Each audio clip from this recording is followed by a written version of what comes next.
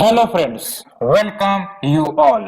आज हम vision IAS के 14 दिसंबर वाले डेली करंट अफेयर्स डिस्कस करेंगे। डिस्कस करने से पहले, जैसा कि आपको पता है, हम लोग रोज डेली बेसिस पर एक मोटिवेशनल कोट डिस्कस करते हैं, तो चलिए आज उसे भी डिस्कस किया जाए। तो आप देख सकते हो, संघर्ष के मार्ग पर जो वीर चलता है वही इस संसार को बदलता है। जिसने अंधकार, मुसीबत और खुद से जंग जीती है, सूर्य बनकर वही निकलता है। तो आप बताओ, आप जो इस प्रिपरेशन में लगे हुए हो, ये दूसरों के साथ आपकी लड़ाई नहीं है, ये आपके खुद के विचार के साथ आपकी लड़ाई है, विचारों के साथ आपकी ये लड़ाई है। और आपके विचार कभी कभी आप कमजोर करते हैं, लेकिन फिर भी आप उठते हो, खड़े होते हो, फिर से दौड़ना शुरू करते हो, चलना शुरू करते हो। तब तक चलते हो जब तक आपकी मंजिलें आपको ना मिल जाए, तब तक हार नहीं मानते हो जब तक आप हार को जीत में ना बदल दें। So friends, hope you liked it and ethics के लेक्चर सीरीज प्रोवाइड किए जा रहे हैं। धीरे धीरे वो आपको कंप्लीट लेक्चर सीरीज प्रोवाइड कर दी जाएंगी। एंड अगर आपको अच्छी लग रही हो तो आप अपने कमेंट रिव्यू दे सकते हो। सो फ्रेंड्स, एक बार फिर, संघर्ष के मार्ग पर जो वीर चलता है वही संसार को बदलता है। जिसने अंधकार, मुसीबत और खुद से जंग जीती है, सूर्य बनकर वही निकलता है। So without delaying, let's move to our discussion. 6 article आज डिस्कस करने हैं। एंड पहला है बेसिकली क्लाइमेट चेंज से रिलेटेड एक draft United Nation Security Council ने बेसिकली पेश किया है। और इस ड्राफ्ट को Bharat as well as China, Russia ने अपोज किया।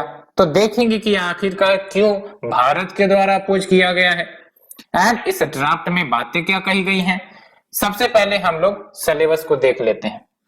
तो ये जो आपका आर्टिकल नंबर 1 है, important international institution, agencies, forum, their mandate. और आप एक और लिंक कर सकते हो, issues related to environment, climate change, इस वाले टॉपिक से भी, ठीक है। तो सबसे पहली बात तो आप टाइटल देखो, India vote against United Nation Security council draft resolution on climate change. तो मैंने आपको बताया, यूनाइटेड नेशन सिक्योरिटी काउंसिल ने एक ड्राफ्ट पेश किया था, ड्राफ्ट रेजोल्यूशन पेश किया था, जो क्लाइमेट चेंज के मुद्दे पर डिस्कशन से रिलेटेड है, और इंडिया ने इसके खिलाफ वोट किया है। सबसे पहली बात तो हम आपको यूनाइटेड नेशन सिक्योरिटी काउंसिल के बेसिक के बारे में बताते हैं। ये जो आपका यूनाइटेड नेशन सिक्योरिटी काउंसिल है, ये one of the 6 principal organisation है, आपको भी पता है। इसका हेडक्वार्टर न्यूयॉर्क है, यानी कि यूएसए। एंड इसका प्राइमरी रिस्पॉन्सिबिलिटी क्या है? इंटरनेशनल पीस एंड सिक्योरिटी को मेंटेन करना। कंपोजिशन के बारे में आपको पता होगा, कुल मिलाकर 15 मेंबर होते हैं। 15 मेंबर में 10 जो है नॉन परमानेंट होते हैं और 5 जो है परमानेंट होते हैं, जिनके पास वीटो का पावर होता है किसी भी इश्यू को लेकर। एंड परमानेंट मेंबर में आपको याद रखने प्रॉब्लम्स के लिए China, France, Russia, UK, US. Non permanent member, इसमें मेंबर्स बदलते रहते हैं, 2 इयर्स की टर्म होती है और जनरल असेंबली के द्वारा चुने जाते हैं।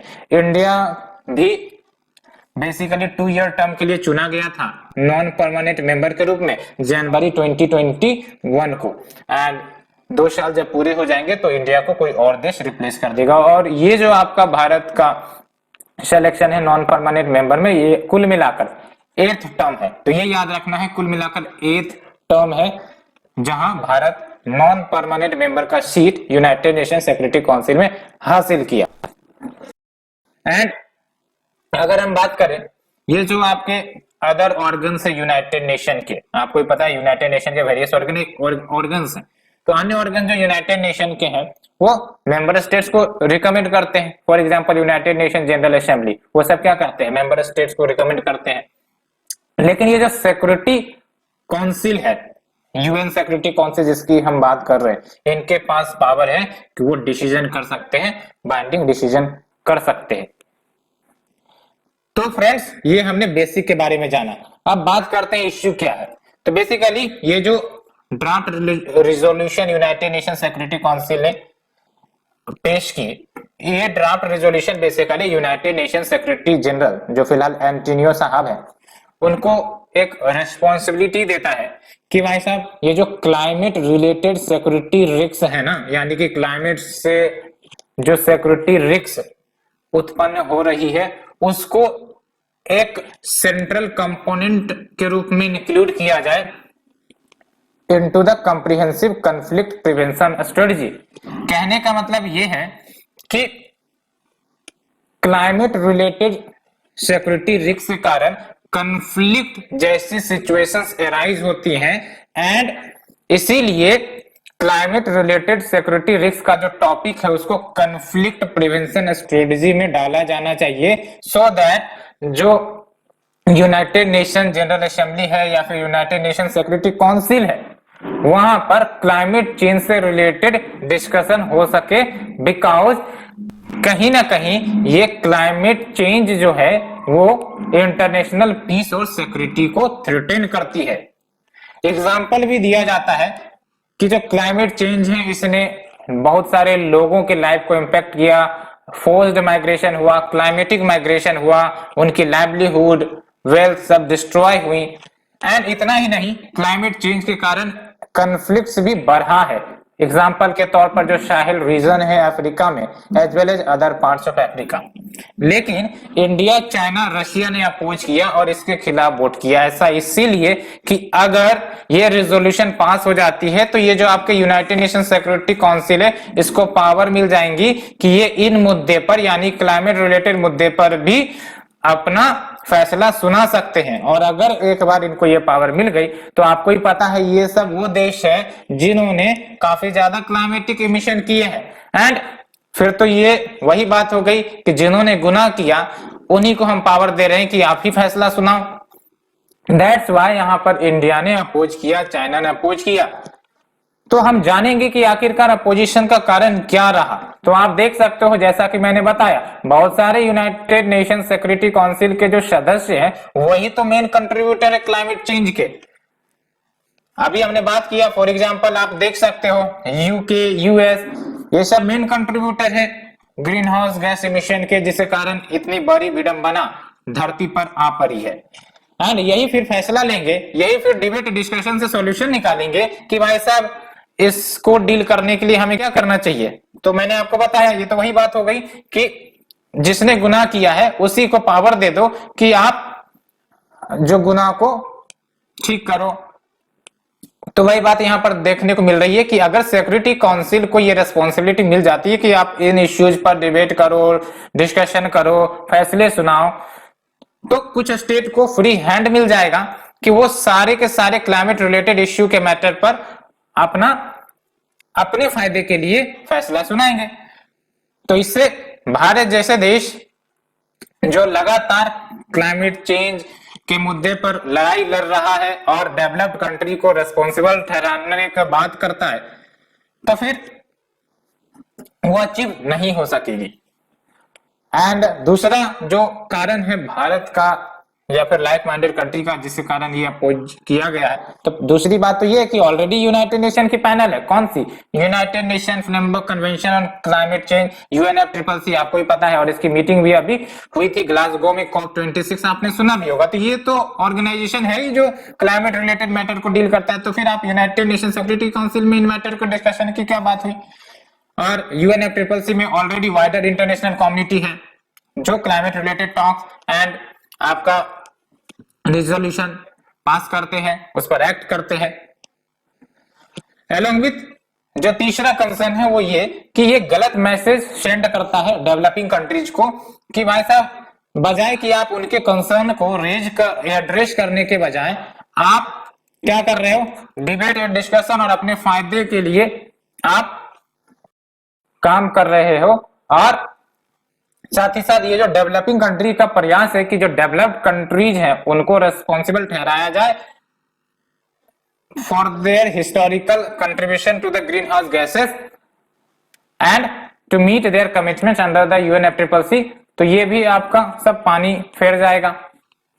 तो ये बातें हैं, इसीलिए क्लाइमेट चेंज नेगोशिएशंस को साइड ट्रैक किया जा सकता है इन डेवलप्ड कंट्रीज के द्वारा under the name of security. तो सिक्योरिटी के नाम पर क्या हो सकता है कि क्लाइमेट चेंज नेगोशिएशन को कमजोर किया जा सकता है। तो यही सबसे बड़ा कंसर्न है कि अगर इनको पावर दे दी जाए डिस्कशन एंड फैसले सुनाने की तो फिर सिक्योरिटी के नाम पर क्लाइमेट चेंज नेगोशिएशन वीक हो सकता है। एंड कहीं ना कहीं ये जो हार्ड वॉन कंसेंसस जो ग्लासगो में निकल कर आई है उसके फैसलों को भी अंडरमाइन कर सकता है, because it can so the seeds of Discord, यानी कि असहमति के बीज सो कर सकता है among the larger United nation membership. तो जो भी एक्शन एंड जो प्रयास किए गए अभी तक क्लाइमेट चेंज के मैटर को डील करने को लेकर या फिर जो डेवलप्ड कंट्रीज है उनको रेस्पॉन्सिबल ठहराने के लिए, उन सब पर पानी फिर जाएगा। तो ये हमने आर्टिकल नंबर 1 डिटेल से डिस्कस किया। Let's move to the second article. Government urge supreme court to modify order on underground cables in great Indian bustard habitat. इसका मुद्दा हमने एक बार और डिस्कस किया था। वैसे सबसे पहले हम सिलेबस की तरफ देखते हैं। तो ये जो सिलेबस है आपका basically conservation, environmental pollution and degradation, ये मुद्दा एक बार हमने डिस्कस किया था। ये मुद्दा ये है कि ये जो आपके ग्रेट इंडियन बस्टर्ड है इनकी मृत्यु हो जाती है ट्रांसमिशन केबल जो लगे पड़े होते हैं इनके हैबिटेट में, इसके कारण। तो इसको ध्यान में रखते हुए इस समस्याओं को डील करने के लिए सुप्रीम कोर्ट ने एक फैसला सुनाया था कि जो ग्रेट इंडियन बस्टर्ड के हैबिटेट है वहां पर जो ओपन वायर या ट्रांसमिशन वायर बिछाई गई है उसको अंडरग्राउंड कर दिया जाए, सो दैट इस प्रकार का डेथ ग्रेट इंडियन बस्टर्ड का न हो। एंड आप देख सकते हो ये जो सुप्रीम कोर्ट है इन्होंने M K. Ranjit Singh versus union of India 2021 case में ये फैसला किया था कि जो भी पावर लाइंस हैं जो गुजर रही हैं, चाहे वो पोटेंशियल या प्रायोरिटी हैबिटेट वाला जो ग्रेट इंडियन है बस्टर्ड का एरिया है, उन सारे पावर लाइंस को अंडरग्राउंड किया जाए आने वाले समय में। लेकिन अभी क्या हुआ, ministry of environment, forest and climate change along with ministry of power along with ministry of new and renewable energy, इन सबों ने मिलकर बेसिकली एक रिक्वेस्ट फाइल किया है कि इन ऑर्डर में कुछ मॉडिफिकेशंस किए जाएं और उसका कारण भी बताया कि क्यों मॉडिफिकेशन करने की जरूरत है।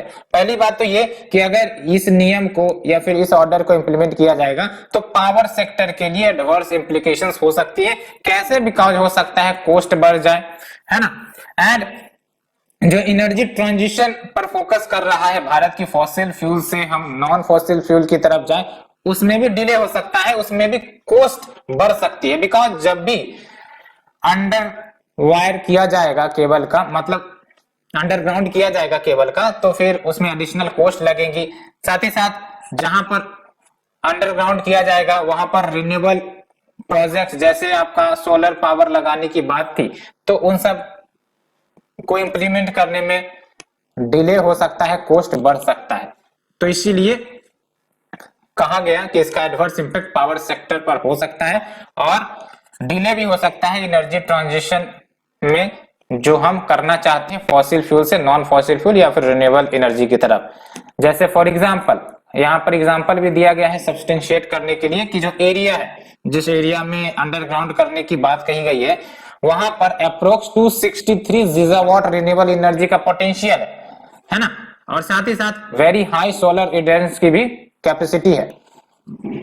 तो अगर अंडरग्राउंड कर दिया जाएगा तो फिर काफी ज्यादा कॉम्प्लेक्सिटीज बढ़ जाएंगी रिन्यूएबल एनर्जी प्रोजेक्ट को यहाँ पर इंप्लीमेंट करने में। एंड दूसरा जो कारण बताया गया वो ये कि जो undergrounding high voltage power lines जो बिछाई जाएंगी वो टेक्निकली नॉट पॉसिबल है एंड इसके कारण हाई कॉस्ट भी आ सकती है जो भी रिन्यूएबल एनर्जी प्रोड्यूस होंगी इन एरिया से, बिकॉज एडिशनल कॉस्ट लगेगा। तो हाई कॉस्ट भी आ सकती है रिन्यूएबल एनर्जी जो यहां से प्रोड्यूस अगर की जाती है फ्यूचर में, बिकॉज पोटेंशियल तो है, हमने देखा कितने का पोटेंशियल है, 263 गीगावाट रिन्यूएबल एनर्जी प्रोड्यूस होने का पोटेंशियल रखता है। एंड अगर बात करें अन्य क्या थ्रेट है ग्रेट इंडियन बस्टर्ड को, तो पहली बात तो हंटिंग की जाती है, हैबिटेट इरोजन हो रहा है इनका। एंड एक और फैक्ट याद रखना है आपको कि ये जो आजकल ग्रीनिंग प्रोजेक्ट्स गवर्नमेंट लेकर आ रही है सो दैट बैम्बू कल्टीवेशन हो सके इन रीजन में, तो इसके कारण क्या हो रहा है कि जो एरिड ग्रासलैंड है, और एरिड ग्रासलैंड फेवरेबल हैबिटेट होता है ग्रेट इंडियन बस्टर्ड के लिए, तो ये एरिड ग्रासलैंड धीरे धीरे श्रिंक हो जाएंगे और वो जो ग्रासलैंड वाला एरिया है वो वुडेड एरियाज में कन्वर्ट हो जाएगा एंड अल्टीमेटली उनका जो हैबिटेट है वो श्रिंक हो जाएगा। अलोंग विथ इनकी डेथ हो जाती है जब विंड टरबाइन्स के साथ कोलिजन होता है या फिर पावर ट्रांसमिशन लाइन के साथ कोलिजन होता है तो इनकी डेथ हो जाती है। तो ये कुछ थ्रेट हमने देखा। एंड बात करते हैं स्टेप्स क्या ली गई हैं इंडियन गवर्नमेंट के द्वारा फॉर देयर कंजर्वेशन। पहली बात तो ये जो ग्रेट इंडियन बस्टर्ड है हम डिस्कस करेंगे अभी इनके बेसिक के बारे में। ये स्पीसीज फॉर रिकवरी प्रोग्राम के अंतर्गत शामिल है under the integrated development of wild life habitat जो ministry of environment and forest चलाती है। साथ ही साथ national wild life action plan 2002 से 2016 में भी इस स्पीसी को शामिल किया गया है। And wild life protection act के तहत आप हमें बताओ कि कौन से शेड्यूल में है। अगर हम बात करें ग्रेट इंडियन बस्टर्ड की तो आपको पता होना चाहिए ये जो ग्रेट इंडियन बस्टर्ड है ये arid and semi arid grassland में सर्वाइव करते हैं एंड खासकर उन जगहों पर जहां पर थॉर्नी स्क्रब होता है, टॉल ग्रासेस होते हैं। एंड ये याद रखना है कि इरिगेटेड एरियाज को ये अवॉइड करती हैं। यस, इरिगेटेड एरिया जहां रहेगा वहां पर ये अवॉइड करती है। एंड राजस्थान में सबसे हाईएस्ट पॉपुलेशन है, क्यों? बिकॉज वो एरिड रीजन है, सेमी एरिड रीजन है और इंडियन सब कॉन्टिनेंट में इंडेमिक है। इंडेमिक की बात करें तो इनका ओरिजिनल ऑरिजिन यहां से हुआ है, ये भी बात याद रखना है। ठीक है, it is also endemic to Indian sub continent. And status की बात करें तो मैंने आपको बताया schedule 1 of Indian wild life protection act 1972 में ये मेंशन है, हाईएस्ट प्रोटेक्शन इनको मिलती है। साथ ही साथ सीएमएस कन्वेंशन एंड साइट्स के अपेंडिक्स 1 में है और IUCN की रेड लिस्ट में ये क्रिटिकली इंडेंजर्ड है। एंड इंपॉर्टेंट साइट्स जहां पर ये आपको मिल जाएंगी देख सकते हो आप जाके, डेजर्ट नेशनल पार्क सेंचुरी जो कि राजस्थान में है, नलया गुजरात में है, वरोरा जो कि महाराष्ट्र में है, बेलारी कर्नाटक में। आपको याद रखना है कि कहां कहां मिलते हैं। तो कर्नाटक में मिलते हैं, यस। क्या गुजरात में मिलते हैं? यस। क्या राजस्थान में मिलते हैं? यस। एंड महाराष्ट्र में मिलते हैं? यस। तो हमने देखा कि स्टेप्स क्या ली गई हैं, साथ ही साथ इनके थ्रेट्स क्या है, एज वेल एज ये जो डिसीजन है इस डिसीजन को मॉडिफाई करने की बात क्यों गवर्नमेंट ने कही है, यानी कि ये जो सुप्रीम कोर्ट का डिसीजन आया है इसका क्या अगर हम बात करें कि इम्प्लीकेशन हो सकता है पावर सेक्टर पर, तो वो बातें भी हमने डिस्कस किया। Let's move to the third article friends. Supreme court notice to centre on PIL seeking social security for gig worker. Gig worker के बारे में जानेंगे। बेसिकली इश्यू यही है कि एक PIL फाइल की गई सुप्रीम कोर्ट में और ये PIL basically social security provide करने की बात करता है कि जो सोशल सिक्योरिटी है वो जिज वर्कर्स को भी प्रोवाइड किया जाए और इसी के लिए सेंटर से जवाब मांगा है सुप्रीम कोर्ट ने। एंड सबसे पहली बात तो हम सिलेबस देख लेते हैं। तो ये जो सिलेबस है आपका इसमें आ जाएगा mechanism laws institution bodies constituted for the protection and betterment of these vulnerable section. Vulnerable section में आपके GIZ वर्कर्स भी आ जाएंगे, प्लेटफॉर्म वर्कर्स भी आ जाएंगे। ठीक है, तो सबसे पहली बात तो आप ये जानो कि जो GIZ वर्कर्स हैं, गिग वर्कर जिसको कहते हैं, ये उन टाइप के वर्कर होते हैं जो ट्रेडिशनल एम्प्लॉयर एम्प्लॉय का जो रिलेशनशिप होता है, जहां पर फिक्स सैलरी होती है, लॉन्ग टर्म कॉन्ट्रैक्ट होता है, उससे परे ये वर्कर्स होते हैं। परे कहने का मतलब लेट्स से एग्जांपल लेते हैं, ये जो डिलीवरी बॉय है फ्लिपकार्ट अमेजन जो आपके प्रोडक्ट डिलीवर करते हैं, इनको पता है कि कैसे ये रुपया अर्न करते हैं। तो बेसिकली ये जितना भी प्रोडक्ट डिलीवर करेंगे, हो सकता है एक दिन में 30 करते हो सकता है एक दिन में 40 करते हो, उस हिसाब से इनको पैसे मिलेगा। और ये भी फिक्स नहीं है कि ये 1 महीने कंटिन्यूसली वर्क करेंगे, 4 महीने कंटिन्यूसली वर्क करेंगे, ये रेगुलर एम्प्लॉय भी नहीं होते, जब चाहे इनको हटाया जा सकता है। ठीक है, तो ये जो ट्रेडिशनल एम्प्लॉयर एम्प्लॉय रिलेशनशिप है उसको भी फुलफिल नहीं करता है, हेंस इनको हम जिज वर्कर्स कहते हैं। अब ये जिज वर्कर्स काफी ज्यादा न्यूज में रहती है बिकॉज ये जो आपका डिजिटल ई-कॉमर्स आ चुके हैं एंड इसका डिमांड काफी ज्यादा हो रहा है। कोरोना और कोविड लॉकडाउन के समय कोई एक्टिव हो या ना हो, लेकिन जिज वर्कर्स तो एक्टिव थे। हर व्यक्ति के घर में कोई सामान की जरूरत है तो ये डिलीवर करते थे। तो इनको भी सोशल सिक्योरिटी मिले, इसको इंश्योर करना है, इसके लिए सुप्रीम कोर्ट में ये PIL फाइल भी की गई थी।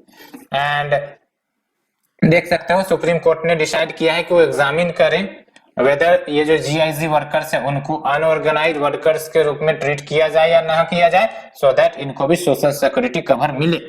एंड पहली बार जो जीआईजी वर्कर्स हैं उनको सोशल सिक्योरिटी कोड 2020 के अंतर्गत लाया गया था। एंड इसके तहत यानी कि जो सोशल सिक्योरिटी कोड 2020 है, इसके तहत सोशल सिक्योरिटी फंड भी स्टैब्लिश करने की बात कही थी, जिस वर्कर्स को मदद करने के लिए, जिस वर्कर्स के भलाई करने के लिए, वेलफेयर करने के लिए।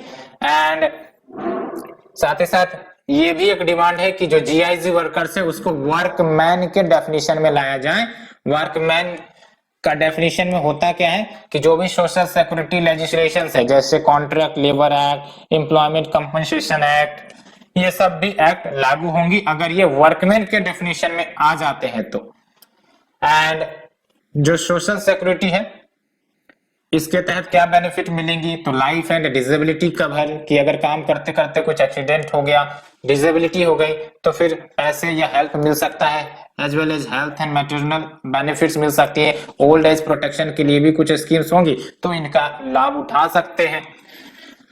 एंड अगर हम बात करें जिस इकोनॉमी की, भारत में क्या शेयर है, तो काफी बिगर शेयर कह सकते हो जिस वर्कर्स का, जिस इकोनॉमी का भारत में है। आप देख सकते हो इंडिया लीड्स द जिस इकोनॉमी, 24% शेयर जो ऑनलाइन लेबर मार्केट का है वो भारत ही कंप्राइज करता है। इतना ही नहीं, सॉफ्टवेयर डेवलपर्स की demand, creative and marketing professionals की डिमांड आने वाले समय में एज वेल एज अभी के समय में बढ़ती ही जा रही है।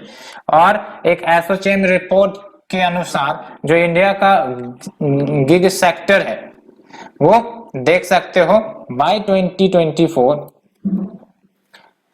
455 बिलियन यूएस डॉलर पर ग्रो कर सकता है एट द CAGR ऑफ 17%। ये CAGR basically compound annual growth rate होता है।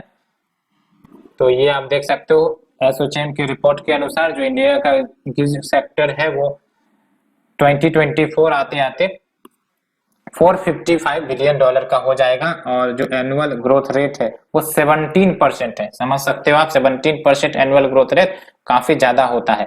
एंड जब हम बात करते हैं गिग वर्कर्स या प्लेटफॉर्म वर्कर्स की, तो वैसे तो इसको इंटरचेंजेबली यूज किया जाता है कि अगर हम देखें तो इसमें कोई अंतर नहीं है under the code on social security 2020, लेकिन अंतर होती है जो प्लेटफॉर्म वर्कर्स होते हैं वो बेसिकली ऑर्गेनाइजेशंस को या फिर वेरियस इंडिविजुअल्स को, हमको या आपको मदद करते हैं ऑनलाइन प्लेटफॉर्म के माध्यम से। जैसे फॉर एग्जांपल आपने कुछ ऑर्डर प्लेस किया एंड वो बेसिकली रिफंड नहीं आया या फिर वो डिलीवर नहीं हुआ, तो आप कहाँ कॉल करते हो, है ना? आप कॉल करते हो कस्टमर के पास, कस्टमर केयर के पास। तो वो हो गए प्लेटफॉर्म वर्कर्स, है ना, जो आपकी मदद करते हैं, आपको सर्विसेज प्रोवाइड करते हैं या फिर जो स्पेसिफिक प्रॉब्लम्स हैं वो आपकी सॉल्व करती हैं। गिग वर्कर्स में वो हो गई जो डिलीवरी सब करते हैं, जो एक्टिव रहते हैं आपके प्रोडक्ट्स को डिलीवरी करने में। तो ये हमने डेफिनेशन देखा, हमने इश्यूज देखा कि गिग वर्कर्स के साथ क्या इश्यूज हैं एंड कैसे उन इश्यूज को डील की जाएंगी एंड गवर्नमेंट ने क्या प्रयास किए हैं अभी तक गिग वर्कर्स के बेनिफिट के लिए, इनके वेलफेयर के लिए। तो इन सबको डिटेल से डिस्कस किया। Let's move to the next article. End of Korean war agreed to in principle. तो बेसिकली कोरियन वॉर आपने सुना भी होगा, 1950 से 1953 तक चली थी, ठीक है। और वैसे तो ये एंड हो गया था 1953 में, लेकिन कभी भी पीस ट्रीटी साइन नहीं हुई। इसके कारण ये जो आपका कोरियन वॉर है वो इमेजिनरी लेवल पर चलती रही एंड अब जो है पीस ट्रीटी साइन करने की बात हो रही है। तो आप देख सकते हो, सबसे पहले हम सिलेबस देख लेते हैं। ये जो आपका सिलेबस है ये वर्ल्ड हिस्ट्री का टॉपिक होगा। History of the world will include events from the 18th century such as industrial revolution, world war, retrieval of the national boundaries, colonisation, decolonisation, ये सब इसके अंतर्गत आपको आएगा। तो बेसिकली जो साउथ कोरियन प्रेसिडेंट है इन्होंने अनाउंस किया है कि जो चाइना है, नॉर्थ कोरिया है, यूनाइटेड स्टेट्स है, इन सब ने सहमति जताई है to agree on the declaration, जिसके बाद ये जो कोरियन वॉर है वो ऑफिशियली एंड हो जाएगा। बिकॉज पीस एग्रीमेंट साइन हो जाने के बाद ऑफिशियली ये वॉर बेसिकली एंड हो जाएगा। एंड वैसे मैंने आपको बताया कि जो कोरियन वॉर है ये वैसे ऑफिशियली तो नहीं लेकिन डिफैक्टो तरीके से 1953 में एंड हो गई थी, जब आर्मस्टाइट एग्रीमेंट साइन हुआ था, लेकिन पीस ट्रीटी साइन नहीं हुई थी। दैट्स व्हाई इमेजिनरी लेवल पर वॉर चलता रहा अगर देखा जाए तो। एंड अगर हम बात करें कोरियन वॉर की, तो ये जो वॉर है बेसिकली तब बिगिन हुई जब कम्युनिस्ट नॉर्थ कोरिया इन्होंने साउथ कोरिया पर अटैक किया, इनकर्जन किया along the 38th parallel latitude, जो कि बाउंड्री है between the North and South Korea. जून 1950 में अटैक हुआ था एंड इस अटैक का समर्थन किसने किया था? USSR, the USSR. ठीक है, ये आप देख सकते हो, ये अभी डीमिलिटराइज जोन है जो एग्रीड है between the north Korea and South Korea. And इस वॉर में जो अमेरिकन ट्रूप्स हैं उन्होंने साउथ कोरिया का समर्थन किया था। ठीक है, एंड नॉर्थ कोरिया का समर्थन किसने किया था? China, USSR. दैट्स व्हाई यहां पर आप देख सकते हो इन्वॉल्वमेंट है अभी इस एग्रीमेंट में इन सब देशों का, चाइना हो, आपका यूएसए हो, इन सब का अभी इन्वॉल्वमेंट देखने को मिल रहा है। तो एक तरफ नॉर्थ कोरिया को समर्थन किया गया यूएसएसआर के द्वारा, चाइना के द्वारा, और जो आपका साउथ कोरिया है उसका समर्थन किसने किया था? यूएसए के द्वारा। दैट्स व्हाई साउथ कोरिया और यूएसए फ्रेंडली है। एंड उसके कारण हुआ क्या, याद करो वो दौर को, उस समय कोल्ड वॉर का भी इरा था बिटवीन यूएस एंड यूएसएसआर। तो इन सब के कारण जो कोल्ड वॉर है और ज्यादा इंटेंसिफाई हो गया। दैट्स व्हाई जो चाइना यूएस का रिलेशन है या फिर यूएसएसआर यूएस का रिलेशन है और ज्यादा इसमें खट्टास आ गया, ऑलरेडी खट्टास थे और ज्यादा खट्टास आ गई। एंड ये जो कोरियन आर्म्स ट्राइस एग्रीमेंट है जिसकी बात हमने की, ये साइन हुआ था United Nation command, Korean people's army and Chinese people's volunteer army के बीच, जिसके कारण ऑफिशियल सीज फायर एग्रीमेंट हुआ, बट पीस ट्रीटी नहीं साइन हुई थी। लेकिन साउथ कोरिया इसका सिग्नेटरी नहीं था एंड परमानेंट क्लोजर इस वॉर का इल्यूसिव रहा, जैसा कि मैंने बताया इमेजिनरी रहा। एंड इन एसेंस की बात करें तो ये वॉर कभी खत्म ही नहीं हुई, लेकिन एक डीमिलिटराइज्ड जोन, डीएमजे जिसकी डिस्कशन हमने अभी किया, ये जो है आपका डीमिलिटराइज्ड जोन, ये डिमार्केट कर दी गई थी 1.2 माइल्स अलोंग ईस्ट साइड, यानी कि 1.2 miles east side and 1.2 mile east side, ये जो है आपका डीमिलिटराइज्ड जोन आपका डिमार्केट कर दिया गया था अलोंग द 38th पैरेलल। लेकिन दोनों ने कहीं ना कहीं स्ट्रॉन्ग मिलिट्री प्रेजेंस वहां पर बनाए रखे थे। सो इसे डिस्कस करने के बाद let's move to the next article. SEBI यानी कि security board exchange of India seeking to regulate algo trading. तो बेसिकली एल्गो ट्रेडिंग या एल्गोरिथम ट्रेडिंग का हो, ये क्या है उसे हम डिस्कस करेंगे। सबसे पहले सिलेबस जान लेते हैं। तो ये जो आपका सिलेबस है basically it deals with Indian economy and issues related to planning, mobilisation of resources, growth, development and employment. तो जब हम बात करते हैं एल्गोरिथम ट्रेडिंग या फिर एल्गो ट्रेडिंग, क्या होता है ये, इसको सिंपल भाषा में समझते हैं। ऑटोफिल आपने सुना होगा कि जब भी आप कोई फॉर्म भरते हो वो ऑटोफिल हो जाता है, या फिर आपने अगर टिकट काटी होगी, कोई ऑटोफिल ऐप यूज कर रहे होगे तो सारे डिटेल्स ऑटोमेटिक फिल हो जाते हैं। इससे आपका टाइम बचत होता है, साथ ही साथ जो चांसेस हैं आपके टिकट कटने के वो भी बढ़ जाते हैं। उसी प्रकार से ये जो स्टॉक्स मार्केट है, जो डिजिटल लेवल पर बाइंग या फिर सेलिंग होती है, वहां पर जो बायर सेलर्स हैं वो इस प्रकार की तकनीक इस्तेमाल करते हैं सो दैट जैसे ही स्टॉक मार्केट खुले तो कौन से स्टॉक्स सेलेक्ट करने हैं, कितने अमाउंट में सेलेक्ट करने हैं, कितने रुपए का सेलेक्ट करना है, वो सब ऑलरेडी जो पैरामीटर्स है उस आधार पर खरीदारी हो जाए। तो वही मैंने बताया, under it pre programmed computer strategies वो एग्जीक्यूट करती हैं बाय या फिर सेल ट्रेड्स को depending on the set parameters या इंस्ट्रक्शन या फिर मार्केट पैटर्न या कंडीशन, जैसा कि मैंने आपको बताया। एंड इतना ही नहीं, आप देख सकते हो जो 50% के आसपास डेली ट्रेडिंग वॉल्यूम होता है स्टॉक्स का इंडियन स्टॉक मार्केट में, वो इसी एल्गो ट्रेडिंग के माध्यम से, एल्गो ट्रेडिंग के टेक्निक से होती है।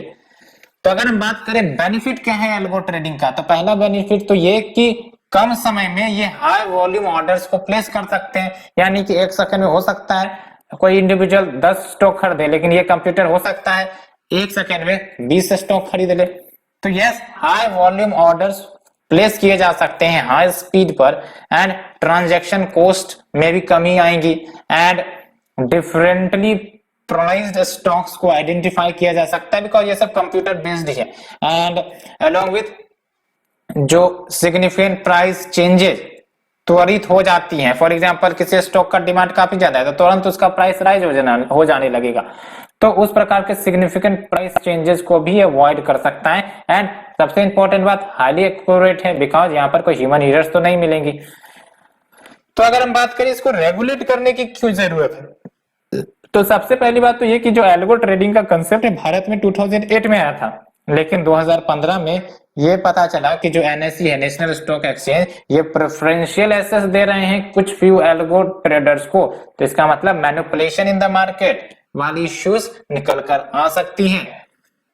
एंड दूसरा इंपॉर्टेंट बात ये कि इसको मिसयूज किया जा सकता है सिस्टमैटिक मार्केट मैनिपुलेशन में, एंड साथ ही साथ रिटेल इन्वेस्टर्स को लालच दी जा सकती है कि भाई साहब आप ज्यादा से ज्यादा स्टॉक खरीदो और इसमें हायर रिटर्न आएंगे, लेकिन पता चला कि वो स्टॉक आपको हायर रिटर्न ना देना तो आपका नुकसान हो जाएगा। आपने तो भर भर के स्टॉक खरीद ले, लेकिन पता चला कि हायर रिटर्न आ ही नहीं रहे तो नुकसान भी हो सकता है। तो यस, ये आकर्षित करते हैं रिटेल इन्वेस्टर को हायर रिटर्न के नाम पर।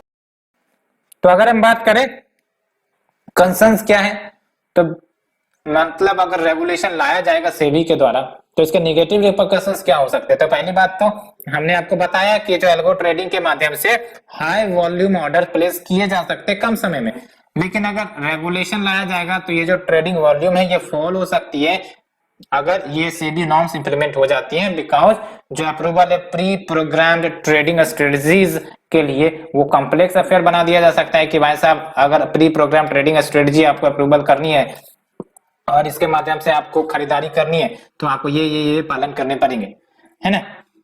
साथ ही साथ all algo strategies may not be approved by the exchanges, मैंने आपको बताया बिकॉज कॉम्प्लेक्स नेचर हो सकती है, and submitting algo programs to exchanges for their approval, इसका मतलब यही है कि वेंडर्स को उनके फॉर्मूला रिवील करने पड़ेंगे, तो फिर ट्रांसपेरेंसी जैसी समस्याएं निकल कर आएंगी। तो इसे डिस्कस करने के बाद let's move to the next article. RBI governor signal reforms in trouble prone urban cooperative banks. तो अर्बन कोऑपरेटिव बैंक्स हर बार आप सुनते रहते होंगे कि इससे रिलेटेड समस्या निकल कर आती है, और इतना ही नहीं अर्बन कोऑपरेटिव बैंक्स के ऊपर क्वेश्चन भी आया था बिकॉज रिसेंट डिसीजन ली गई थी गवर्नमेंट के द्वारा कि जो मल्टी स्टेट कोऑपरेटिव बैंक है उसको रेगुलेट सेंट्रल गवर्नमेंट नहीं बल्कि कौन करेगा, आरबीआई करेगा, और यही क्वेश्चन में भी था, इसलिए बढ़िया से इसको ध्यान से समझने की जरूरत है। तो आरबीआई गवर्नर ने इंडिकेट किया है कि जो आरबीआई है वो कुछ रेगुलेटरी चेंजेस लेकर आएगा so that urban cooperative banks में रिफॉर्म किया जा सके जो बहुत ही ज्यादा फेल्यूर्स एंड इनएफिशिएंसी का शिकार है। तो सिलेबस सबसे पहली बात तो देख लेते हैं, Indian economy and issues related to planning mobilisation of resources growth and employment, इसी के अंतर्गत ये कवर होगा। तो देख सकते हैं ये जो आपका स्टेप आरबीआई के द्वारा लिया जाएगा वो इसीलिए कि बहुत सारे जो डिपॉजिटर्स हैं 3 अर्बन कोऑपरेटिव बैंक्स के, इनको पे करना पड़ा, यानी कि इनको पे करना नहीं बल्कि जो अर्बन कोऑपरेटिव बैंक्स है उनको पे करना पड़ा बिकॉज जब वो फेल होते हैं तो आपको पता है deposit insurance and credit guarantee corporation के तहत 5 लाख रुपए देने पड़ते हैं। तो इसका मतलब क्या है कि जो अर्बन कोऑपरेटिव बैंक से अगर ऐसे ही चलती रही तो फिर नुकसान है इकोनॉमी को, बार बार पैसे एज एन इंश्योरेंस के रूप में तो नहीं दिए जा सकते सबको, इसीलिए कुछ रिफॉर्म्स लेकर आया जाए। तो अर्बन कोऑपरेटिव बैंक्स की अगर हम बात करें तो ये जो अर्बन कोऑपरेटिव बैंक्स है ये प्राइमरी कोऑपरेटिव बैंक्स होती हैं जो अर्बन या फिर सेमी अर्बन एरियाज में लोकेटेड होती हैं, और याद रखना है ये जो यूसीबी है ये कोऑपरेटिव सोसाइटीज के अंतर्गत रजिस्टर्ड होती हैं, या तो स्टेट कोऑपरेटिव सोसाइटीज एक्ट के अंतर्गत रजिस्टर्ड होंगी अगर वो सिंगल स्टेट में ऑपरेट हो रहा है, या फिर आपका multi state cooperative societies act के तहत रजिस्टर हो सकती है अगर वो मल्टी स्टेट में ऑपरेट हो रहा है। एंड अब याद रखना है आपको अर्बन कोऑपरेटिव बैंक्स आरबीआई के द्वारा रेगुलेट होती है, पहले ये सेंट्रल बैंक के द्वारा उसके अधीन में था। सिग्निफिकेंस क्या है अर्बन कोऑपरेटिव बैंक का? पहली बात तो ये self help and thrift promote करता है, यानी कि किसी को लोन की जरूरत है और कमर्शियल बैंक्स लोन नहीं दे रहे हैं तो ये जो अर्बन कोऑपरेटिव बैंक्स हैं वो इनको लोन दे सकती है। फाइनेंशियल इंक्लूजन होगा, अट्रैक्टिव इंटरेस्ट रेट पर लोन मिल सकेगा, लोकल नेचर है, advantage over their commercial rivals. And लेकिन बात करें इश्यूज की, तो इश्यूज तो है ही। पहली बात तो मैनेजमेंट को लेकर इश्यूज है, that's why urban cooperative banks के फेल्यूर वाली न्यूज आप हमेशा सुनते रहते होगे। एंड इतना ही नहीं, ये जो अर्बन कोऑपरेटिव बैंक्स होते हैं कभी कभी इसको हाईजैक कर लिया जाता है वेस्टेड पॉलिटिकल इंटरेस्ट के लिए, यानी कि फॉर एग्जांपल इलेक्शन नजदीक है और पता चला कि वोटर्स को अट्रैक्ट करने हैं तो इन अर्बन कोऑपरेटिव बैंक को बोला जाएगा कि भाई साहब आप लोन दो, है ना। And most of the single branch banks होते हैं, यानी कि अधिकांशतः सिंगल ब्रांच बैंक्स ही होते हैं और कोर रिलेटेड एसेट रिस्क की समस्या इनके साथ होती है। कोर रिलेटेड एसेट रिस्क का मतलब ये हुआ कि अगर कोई लोकल प्रॉब्लम अराइज हो जाती है उस एरिया में तो ये जो आपका बैंक है ये कोलैप्स हो सकता है। Along with lack of professionalism, that is for example हम लोग लोकल पीपल को ही हायर कर लेंगे सो दैट कॉस्ट कम रहे, तो प्रोफेशनलिज्म की भी कमी है। एंड एनपीएल प्रॉफिटेबिलिटी इशू आ जाती है, जैसे for example Punjab and Maharashtra cooperative crisis आया, तो ये सब एग्जांपल आप लिख सकते हो, ठीक है। तो NPL profitability issue, lack of professionalism and most are single branch and problem of correlated asset risk, ये सब याद रखने आपको। वेस्टेड पॉलिटिकल इंटरेस्ट के कारण इनका मैनेजमेंट प्रभावित हो सकता है ना। तो ये सब कुछ हमने डिस्कस किया, तो आज हमने 6 आर्टिकल डिस्कस किया। होप फ्रेंड्स आपको समझ में आई होंगे। Thank you very much for this discussion.